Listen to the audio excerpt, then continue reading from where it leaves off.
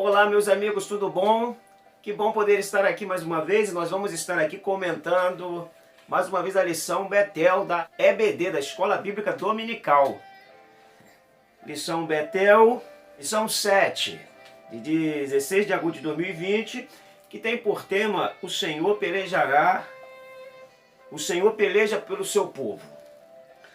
Então olha só, nós vamos estar aqui preparando um subsídiozinho, um recurso a mais para você poder de repente rechear aí a sua aula, dar uma ajuda aí no seu conteúdo, acrescentar alguma coisa aí que possa te auxiliar na sua aula aí de domingo, ok? Então o tema da lição é: o Senhor peleja pelo seu povo. O texto de referência é 2 Crônicas 17.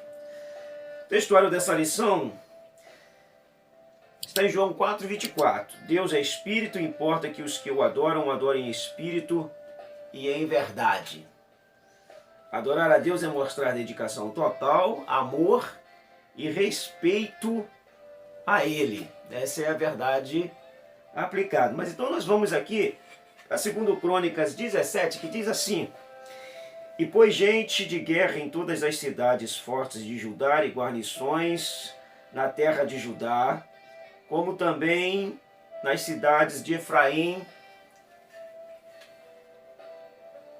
que Asa, seu pai, tinha tomado. E o Senhor foi com Josafá, porque andou nos primeiros caminhos de Davi, seu pai, e não buscou os Baalins. Antes buscou o Deus de seu pai e andou nos seus mandamentos e não segundo as obras de Israel. E o Senhor confirmou o reino na sua mão, e todo o Judá deu presentes a Josafá, e teve riquezas e glória em abundância. E exaltou-se o seu coração nos caminhos do Senhor, e ainda mais tirou os altos e os bosques de Judá. Que bom nós sabermos que nós temos um Deus que peleja por nós. Sabemos que nós temos um Deus que não nos deixa só, de um Deus que está sempre conosco, de um Deus que caminha conosco na medida que a gente o busca, na medida que a gente mantém a nossa vida centrada em Deus, na medida que a gente paute a nossa vida em Sua palavra. Deus caminha conosco. Jesus prometeu isto, ele disse em Mateus 28, que ele estaria conosco todos os dias até a consumação dos séculos. Esse texto que nós acabamos de ler vai narrar o fato de uma peleja. E toda peleja precisa de um comandante maior. Nessa peleja, a gente precisa buscar a Deus. É na peleja que Deus entra para nos dar vitória. Mas vamos seguir aqui o conteúdo da lição para a gente poder entender um pouquinho todo o trajeto que ocorreu até Deus dar essa vitória aí ao rei Josafá. Josafá, filho de Asa, reinou em Judá e foi um rei que não foi como o seu pai. O seu pai começou bem e acabou terminando mal, rejeitando ao Senhor. Então o seu pai foi um exemplo que o rei Josafá não quis seguir.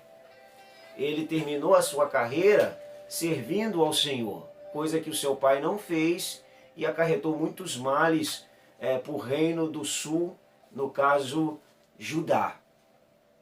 Então Josafá é rei de Judá. Tá bem explícito que o que eu falei aqui. Ele reinou de 872 a 848, e nesse período quem reinava no norte ainda era Acabe. Acabe o perverso, Acabe o mau, Acabe o corrupto, Acabe aquele que se vende, aquele que se negocia. É muito ruim você ter um líder e saber que esse líder negocia a sua conduta, que esse líder negocia o seu caráter, que esse líder aceita presente para poder desvirtuar o direito. Acabe era desse tipo. Era um tipo danoso, era um tipo perverso, era um tipo esperto que achava que ia se dar bem em tudo e, na verdade, pessoas que agem dessa maneira, elas estão sempre perdendo, porque ela ganha alguma coisa, mas ela vende aquilo que é essencial, ela negocia o seu caráter. O caráter é uma coisa inegociável, é uma coisa que a gente não vende, que a gente não negocia, que a gente prefere às vezes perder algum bem, alguns favores, do que perder a nossa conduta, o nosso caráter, o nosso padrão de vida. São coisas que não se negocia, são princípios, nós não devemos negociá-los. E Acabe era desse jeito, para se dar bem ele fazia qualquer negócio. Então nós comentamos aqui a respeito do rei Asa, que acabou também tendo o seu lado negativo, talvez até por sofrer influências aí do Reino do Norte, que era reinado por Acabe o perverso, o homem perverso. Eu citei na aula passada que se a gente abre a Bíblia no livro de 1 Reis capítulo 18, a gente encontra um homem que é o perverso, Acabe, um homem que é o comprometido. Ele quer fazer o bem a quem é de Deus, mas ele tem um comprometimento com o perverso Acabe, que é Obadias. E o homem de Deus, que está sempre disposto a beneficiar as pessoas pela presença de Deus, que era o profeta Elias. O reinado de Josafá. Josafá significa Jeová tem julgado. Jeová tem julgado, ou seja, Deus tem observado a sua causa, no caso aqui, do nome de Josafá, e julgado a favor dele e dado vitória. Ele assumiu o trono de Judá aos 35 anos e reinou 25 anos em Jerusalém, lembrando que era o reino do sul, composto pelas duas tribos, Judá e Benjamim. Como Judá era a maior tribo, o reino ficou conhecido por Judá. O reino de Judá, reino do sul. Então esse monarca, ele assume o trono e ele tem uma atitude. Qual atitude? Tirar os ídolos. Tirar os ídolos. Essa é uma atitude louvável que quando ele assume o trono, ele toma. E ele conseguiu corajosamente, e ele seguiu corajosamente os caminhos do Senhor. Além disso, retirou de Judá os altares idólatras e os postes ídolos. Uma das primeiras atitudes dele, o texto diz que ele, corajosamente, porque para se opor a determinadas coisas que estão prejudicando a manifestação divina, precisa-se de ato de coragem. E ato de coragem nesses quesitos precisa de pessoas que estão na sua vida com Deus em dia. Porque é a autoridade de Deus que nos dá condições de nos levantarmos e nos opormos a tudo aquilo que é contra Deus. E esse homem, esse rei, ele toma essa atitude de eliminar os altares, os postes ídolos, acabar, banir a idolatria que o seu pai havia implantado, que pode ter sofrido uma influência do idólatra Acabe com a sua esposa Jezabel. Então a primeira atitude desse homem é essa, é limpar o ambiente, é faxinar o reino, é varrer do reino o que é abominável, é varrer do reino aquilo que atrapalha a manifestação de Deus, que às vezes em determinados locais não é um ídolo, um poste ídolo, aquilo que é tão visível. Pode ser uma pequena erva daninha que para Deus ele enxerga diferente da gente, que a gente de repente fala que isso aqui não tem importância, Deus não se incomoda, mas Deus, ele com as suas metodologias e com os seus princípios, ele se importa com os mínimos detalhes daquilo que é feito na sua obra, principalmente quando há um requisito registrado na palavra que deve ser assim. Essa é a dinâmica de Deus. A gente vê, por exemplo, Davi, quando quer trazer a arca para Jerusalém, em 2 Reis, capítulo 6, ele acha que um carro de boi dava para trazer a arca.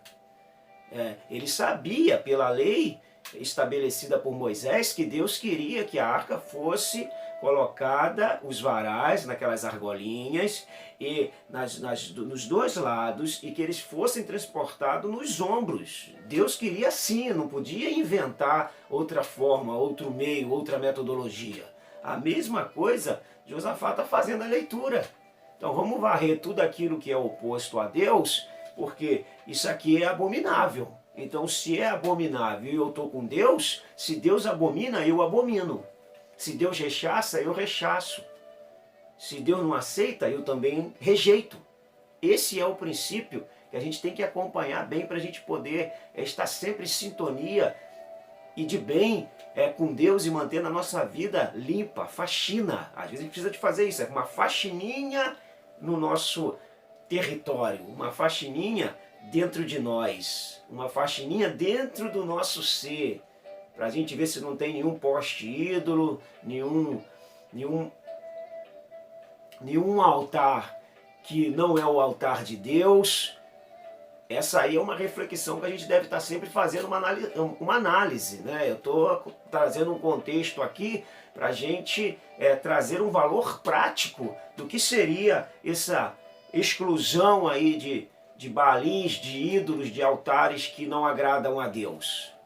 Às vezes eu preciso fazer uma reflexão, e pode ser qualquer uma outra coisa que de repente está me afastando de Deus e me impedindo de adorar a Deus como eu deveria adorá-lo.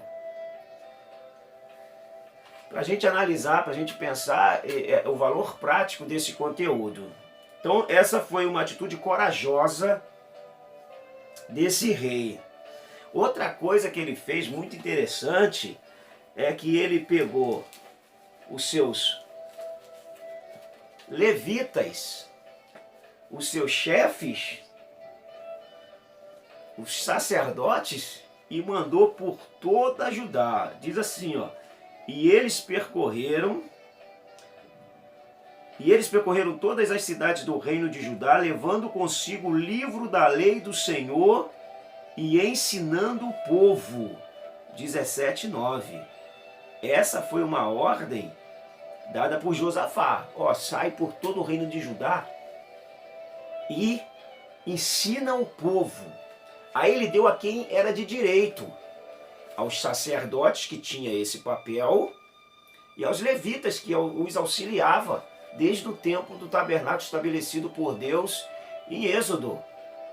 Então ele cria essa metodologia, ou melhor, ele dá vida a essa metodologia que já haviam deixado morrer, ele traz ela de volta e após ele banir os altares e os ídolos, ele leva a palavra.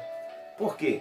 Se você banir o altar da idolatria e os postes ídolos, e não vir e preencher isso com a palavra, eles vão voltar. A gente vai procurar eles de novo. Então eu preciso expulsá-lo e ao mesmo tempo ocupar aquele espaço. Porque se a gente não ocupar aquele espaço, o que vai acontecer? A gente vai voltar para a prática. Então, muito sábio, ele faz isso. Ele vai lá, bane o altar, bane os postes ídolos e vai levar a palavra. Agora com o povo lavado, eu preciso vesti-los.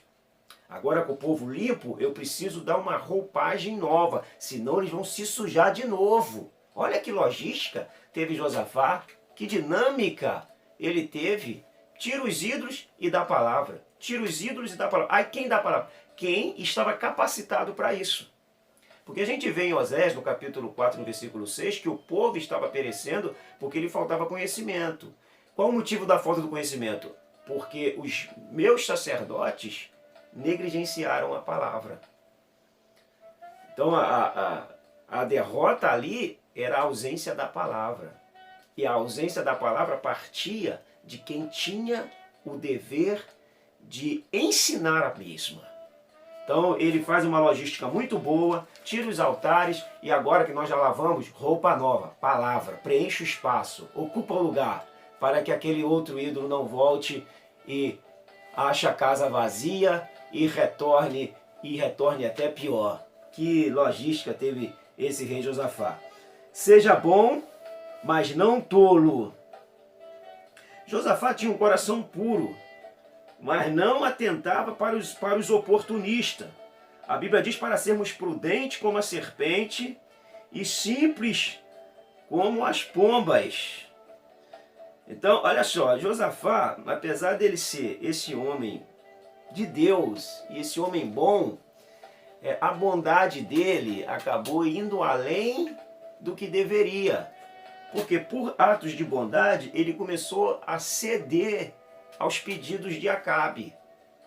Então, a nossa bondade não pode nos desembocar no meio aonde a gente vai acreditar que estamos fazendo a bondade, quando na verdade essa bondade está nos fazendo mal. Às vezes fazendo mal para nós e fazendo mal para quem a gente acredita estar fazendo uma bondade. Então é por isso que Jesus diz, ó, sede prudente, simples como a pomba e prudente como a serpente. Então você ser simples, pois isso é louvável, a simplicidade é uma virtude. Você ser prudente é uma qualidade, você tem que ser prudente, para você não acabar de repente jogando para a sua vida aquilo que você não deveria jogar, porque você acredita que foi um ato bondoso que você fez. E Josafá acabou trilhando por esse caminho e tendo atitudes que quase gerou para eles consequências drásticas. Repreendido para a correção. Josafá foi contemporâneo do rei Acabe, Acasias, Jeorão, que eram reis de Israel, do norte. Os reinos estavam divididos e Josafá tinha boas intenções, e a sua bondade e ingenuidade o fez aliançar-se com um rei idólatra e mesquinho que o levou a pelejar uma guerra que não era sua, e isso quase lhe custou a vida. Entrou em barulho errado, entrou em situação que não era para ele ter entrado. O que aconteceu? O rei da Síria Ben-Hadad, havia prometido umas terras para Israel, é só você seguir o texto. E ele não, depois de 3 anos, ele não cumpriu de dar as terras para Acabe. Acabe então procura fazer aliança com Josafá de Judá para poder lutar contra a Síria. Você vê que, na verdade, o pacto de Acabe era para se beneficiar. E nesse benefício que traria para ele, traria consequências drásticas para Josafá. Porque Josafá estava legal com Deus, mas Acabe nunca andou com Deus. Acabe, ele casou com uma mulher perversa, daí já mostra que ele estava longe de Deus. Ele casou já com um jugo desigual, e esse jugo desigual transformou Acabe no que ele se foi, porque a Bíblia diz isso, que Acabe foi quem foi por causa da mulher que ele teve. Ele sofreu a influência dessa mulher, ele se permitiu se influenciar por ela e vivenciou um dos piores reis de Israel. Se a gente botar entre os reis de Israel e de Judá, talvez quem mais fez maldade foi Manassés. Mas em Israel, o pior rei foi Acabe. A história de Acabe é muito drástica. Tantos os males que ele fez e que ele causou. E esse Josafá acabou se precipitando e se aliançando com Acabe. Então é preciso estar atento para as alianças realizadas na caminhada, a fim de não entrar em guerras desnecessárias. Olha aí, buscar a vontade de Deus para todos os quesitos da vida é sempre o melhor. Busca em Deus, sem pressa, com paciência, mas com persistência, com constância, com perseverança, até ouvir Deus dar uma direção. Às vezes Deus não fala de modo audível, pode falar também, mas Deus pode falar por meio de um profeta também. Deus pode falar por meio de um louvor, Deus pode falar por você por meio de uma saudação, por meio de uma pregação. Existem os meios de Deus falar. Agora a gente precisa estar atento, a gente precisa estar acordado aí, espiritualmente sensível à voz de Deus para a gente poder compreender que Deus está falando e nos trazendo uma resposta daquela oração. O 2 diz: não ande fora da vontade de Deus. Não ande fora da vontade de Deus. Andar fora da vontade de Deus é andar na contramão. Andar na contramão de Deus é bater de frente com Deus. E bater de frente com Deus é perda total, total. Então não anda na contramão de Deus. Anda na vontade de Deus, anda na mão de Deus. Porque todos que andaram e procuraram a contramão de Deus não foram bem. Não foram bem. Então 2:1 diz: o grande erro de Josafá. Josafá tinha boas intenções em estabelecer a paz entre o reino de Judá e o reino de Israel, a fim de que todos os irmãos voltassem a ter comunhão.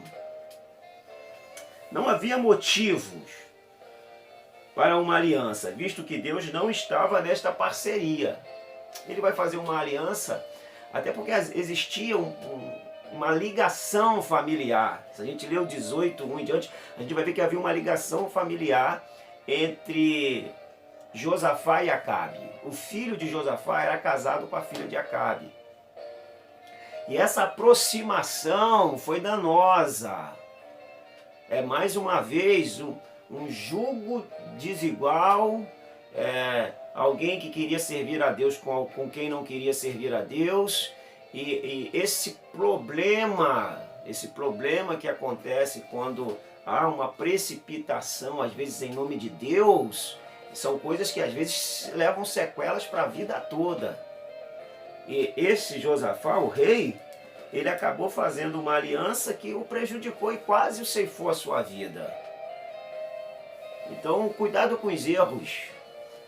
Muito cuidado para tomarmos decisões fora da direção de Deus e desembocarmos em erros. É bom sempre analisar os fatos, analisar o conjunto todo da obra, nunca pensar naquilo que a gente vai se dar bem, mas sempre analisar à luz se Deus está naquilo ali, se Deus concorda com aquilo ali, se aquilo ali tem um aval de Deus. Porque às vezes a gente se preocupa em se dar bem. Não, eu vou entrar nisso e eu vou me dar bem. Mas esse se dar bem pode trazer benefícios para você materiais e malefícios na sua vida familiar, na sua vida emocional, na sua vida espiritual. E de repente te traz benefícios só no mundo físico, no mundo material. Então cuidado com determinadas alianças que podem nos prejudicar e muito a nossa caminhada. Amizades erradas nos afastam de Deus. Verdade, amizades erradas, elas são muito danosas. A gente tem que fazer amizade com todo mundo. A gente tem que ser amigo de todos. Mas existe uma diferença entre ser amigo e sentar à mesa.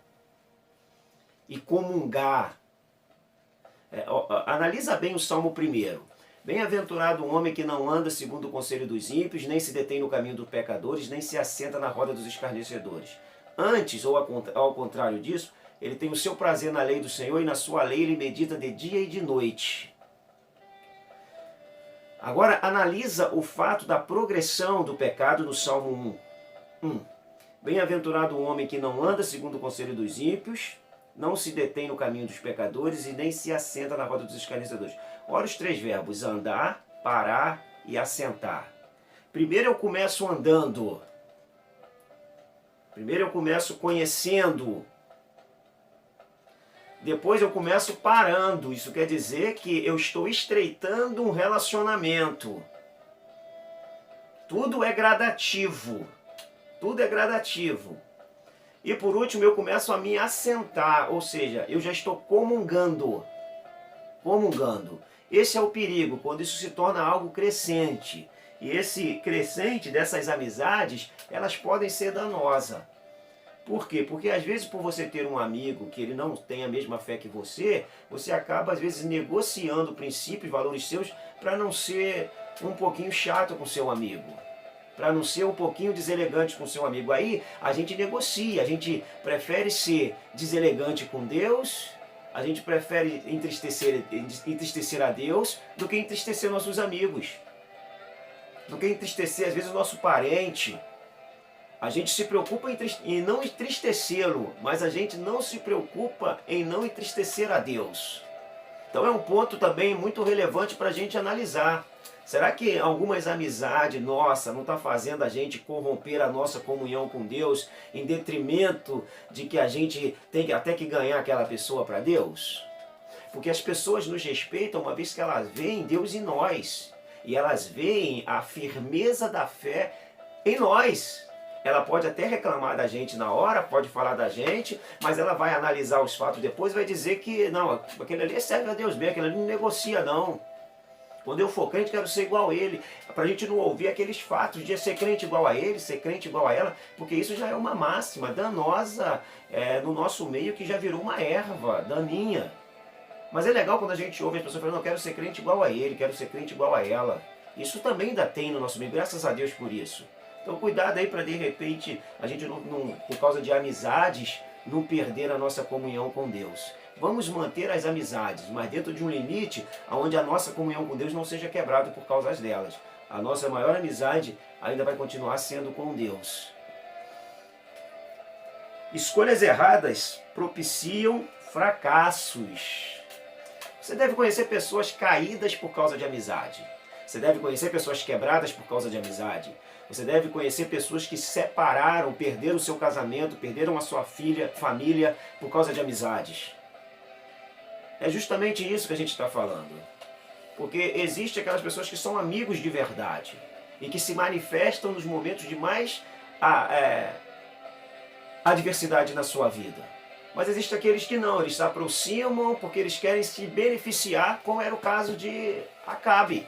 Ele queria se beneficiar. E isso poderia trazer um dano drástico para Josafá e um benefício para Acabe. Então, para a gente ver aqui, ó, escolhas erradas propiciam fracassos. Cuidado com as escolhas, selecione. Selecione. Infelizmente, às vezes até dentro da fé, a gente tem que selecionar também aquelas pessoas que têm de Deus. Essas pessoas que têm de Deus, a gente conhece elas conversando, a gente conhece elas convivendo, e a gente vai vendo que aquela pessoa ali tem um bom princípio, uma boa formação espiritual, uma boa maturidade, e que vão ser pessoas que irão nos ajudar nessa caminhada e nesse crescimento aí em busca da maturidade cristã. E aí nós vamos por 3 aqui, uma batalha épica, ó, heróica. Josafá se arrependeu de seus erros, buscou o Senhor e motivou o povo a fazer um concerto com o Senhor. Quando isso acontece, isso é muito louvável. Quando a gente consegue engatar a ré e voltar e se arrepender, às vezes, de nossas escolhas, poxa, isso é uma virtude. Isso é uma grandeza de alma. Isso é uma dependência de Deus. Por quê? Porque a gente acha que se arrepender é coisa de fraco. Não. Fraco é quem não se arrepende. Fraco é quem acha que se arrepender é fraqueza. Quem se arrepende é pessoas fortes. Se arrepender está no campo daquelas pessoas mais fortes. E já o não arrependimento, a ausência dele, são fraquezas. São fraquezas. Então nós estamos aqui, ó, aprendendo que o arrependimento, ele atrai Deus. Agora eu falo arrependimento de coração, não é remorso. Por exemplo, a gente vê Judas se tendo remorso, mas a gente vê Pedro se arrependendo. A gente vê o destino de Judas, a gente vê o destino de Pedro.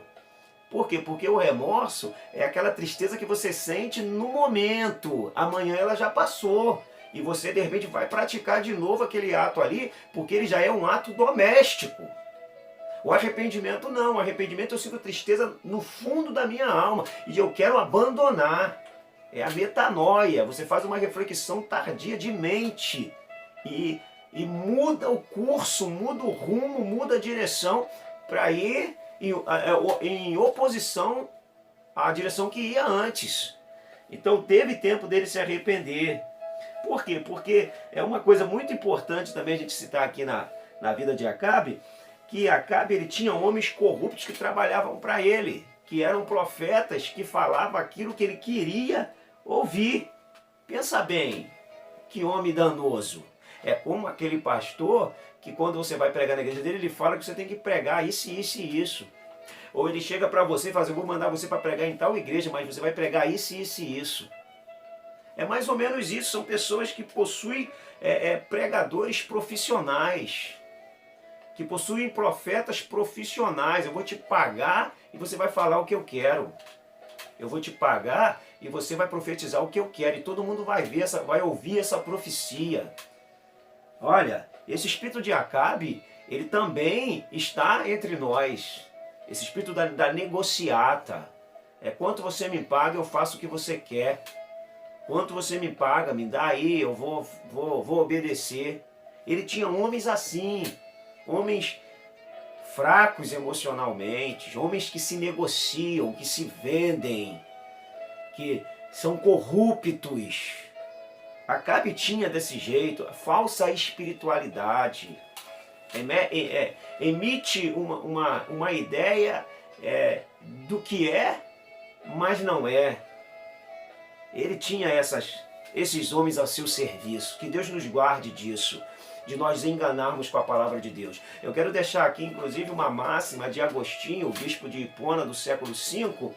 Ele tem uma frase que ele diz assim, que as tuas palavras sejam o meu mais puro prazer.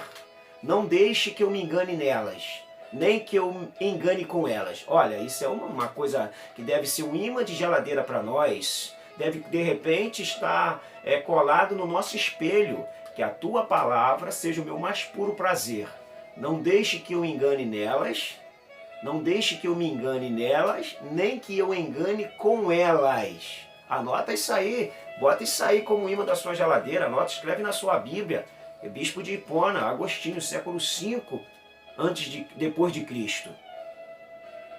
E oração e jejum, armas poderosas. Foi a arma que Jesus usou para combater com Satanás no deserto. Após ser batizado, ele vem para esse confrontamento e usa essa arma. Oração e jejum. O jejum e a oração, ele te dá força, ele te fortifica. Ele não te impede de você ser tentado, mas ele te dá forças para resistir à tentação. Quem tem a prática do jejum e da oração sabe do que o texto diz e do que eu estou falando. A oração e o jejum, ela te fortifica.